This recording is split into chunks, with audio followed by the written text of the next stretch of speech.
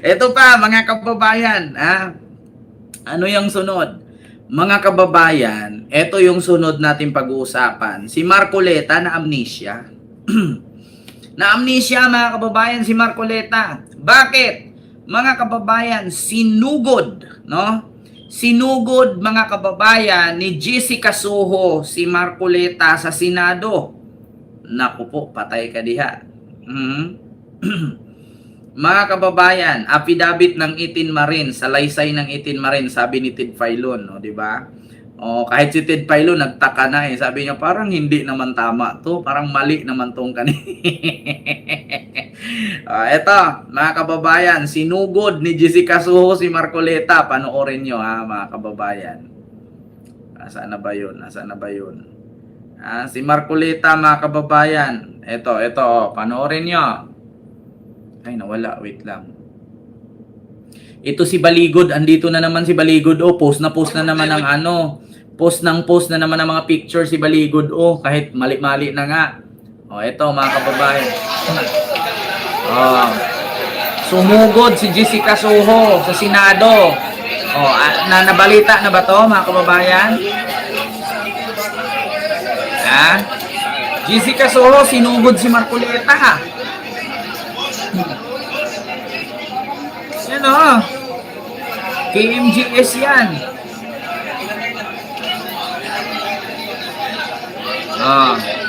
Sinong nakakaalam? Kaya nga may Senate President Pro Tem. Yan sumugod.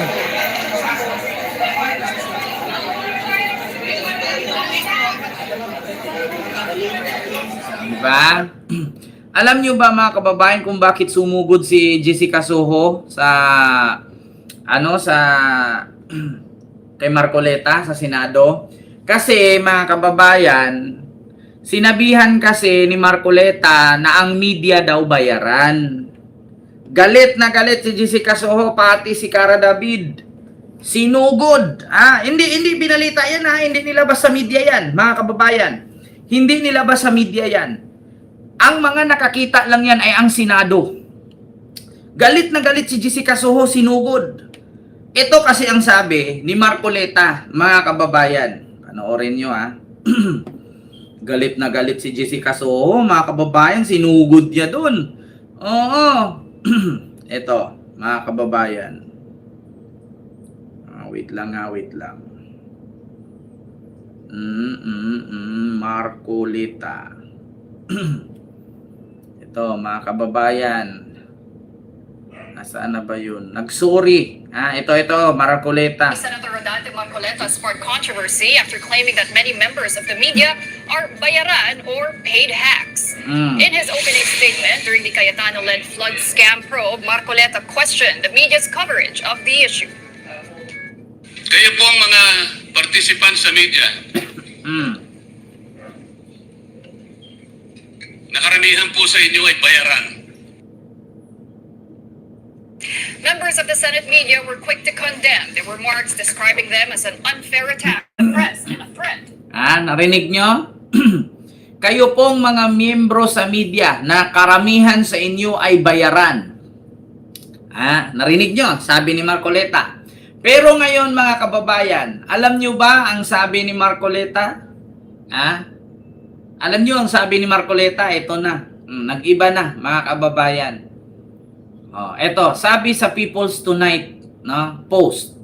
Ayan na Kayo karamihan sa media ay bayaran. Alam nyo ang sabi ni Marcoleta dito? Parang di ganun ang pagkakasabi ko. Putang ina, Marcoleta, ilang beses ka bang ganyan? Dati sabi mo, i-give up ang Kalayaan Group of Island para hindi na tayo makipag-away sa China. I-give up na lang. Tapos, ang sabi niya, wala daw siyang sinabing ganun. Ipapabura daw niya sa Senado. Kasi hindi daw siya nagsabi ng ganun. Walang ganun, di ba? Napakasinungaling mo talaga. Bakit naging iglesia ni Cristo ka? Tangina mo ka. Di ba? Eto na. Basahin ko. People's Tonight. Sabi niya, sa ginanap na pagdinig ng Blue Ribbon Committee na paksyon ni Alan Peter Cayetano ngayong Huwebes, Hunyo 4, mistulang tinamaan ng amnesia si Rodante Marcoleta nang makumprontahin ito ng miyembro ng Senate Media ng kanyang binitawang pahayag na bayaran ang mga ito dahil may pinaburan sa kanilang paglathala. Kayo pong mga partisipan sa media, karamihan po sa inyo bayaran, sabi niya. Naging pahayag ni Marcoleta sa unang bahagi ng pagdinig tungkol sa Flood Control Project Anomaly kung saan inakusahan niya ang ilang mamamahayag sa pagkiling ng ibang politiko. Subalit sa pagtatapos ng hearing, tinanong ng Senate Media kung may ebidensya ang senador sa kanyang paratang. Parang hindi ganun ang pagkasabi ko. Diretso ko ba, media? Tanong niya. Parang hindi daw ganun ang sinabi niya. Hindi daw niya diniretso ang media. Putang ina. Ano to, Marcoleta? Tanga-tanga lang? O baka naman, kinain ng buhok mo yung nutrients ng utak mo. O baka naman, nakalimutan mo yung mga pinagsasabi mo. Huwag nating idahilan yung when emotions are high, the intelligence is low. Hindi uso yung ganyan. Hindi ka naman galit nung time na yon. Kasi di ba kadalasan, when emotions are high, the intelligence is low. Kapag ka nasubrahan mo ang iyong gigil or galit, makakalimutan mo ang iyong mga sinasabi. Hindi naman natin pwedeng dahilan yung emotions are high, intelligence is low. Hindi ka naman galit nung time na yon. Kayong mga taga-media, mga bayaran. Putang ina. Tapos ngayon sasabihin niya, hindi naman daw ganun ang pagkakasabi niya. Mga kababayan, ano bang gusto nating mangyari dito? Ipa-lie detector? Mga kababayan, parang ayaw ko ng lahat ng sasabihin ni Marcoleta sa 100, parang 110 ang hindi totoo eh. Diba? Alam nyo, kung nag-uulyanin na, magretiro. Yeah? Kung nag-uulyanin na, uminom ng memory gap ni Kuya Kim. Diba? Hinigop ng peking buhok. Kaya nakalimutan ang nagka-amnesia. Putang ina mga kababayan, bakit hinahayaan pa ng Iglesia ni Cristo to na maging miyembro nila? Alam nyo, nakakahiya, no? Nakakahiya. Sa totoo lang. MX3, Capsule NT, Marcoleta, inumin mo. Marcoleta sa media critics, parang di ganun ang pagkasabi ko. Hindi ko nila lahat, you know, I'm coming from deep frustration. Deep frustration? Bakit ka po na-frustrate? Ano pong meron, Senator Marcoleta? Bakit ka na-frustrate? O baka may prostate? Sabi niya, hindi ko nila lahat. You know, I'm coming from deep frustration. Pahayag ni Rodante Marcoleta. Bakit ka po na-frustrate? Dahil ba sa kinasuhan ka ng ombudsman? O baka may prostate? Hindi prostate ha, prostate. Maniwala pa ako. Oo, hindi yan prostate, Marcoleta. Prostate, maniwala pa ako. Tigil-tigilan nyo nga ako nga. Pag nagkamali, naging prostrate. Pag nagkamali, frustrated. Pero nung nagsalita, wala. Tapos sasabihin mo pa. Ay, nako. Utang ina. Hindi dahilan ang prostrate, At hindi din natin pwedeng sabihin when emotions are high, the intelligence is low. Maniwala pa ako, prostate. Hindi, prostrate. Tigil-tigilan nyo nga ako. Pag sinabing prostrate kasi, mga kababayan, wala, hindi ka panipaniwala na magsalita si Marcoleta ang prostrate. Prostrated. Hindi ako maniniwala. Pero pag sinabi niyang prostate, maniwala pa ako. Di ba, Ma'am Rosemary Rosales Kagawa, nag-iimbestiga siya tapos na-prostrate siya. So bakit nag-iimbestiga pa siya kung prostrated pala siya? So ibig sabihin kung na-prostrate siya, ang dahilan when emotions are high, intelligence is low. Hindi naman siya galit nung time na yun eh. Galit ba siya? Nanggigil ba siya doon?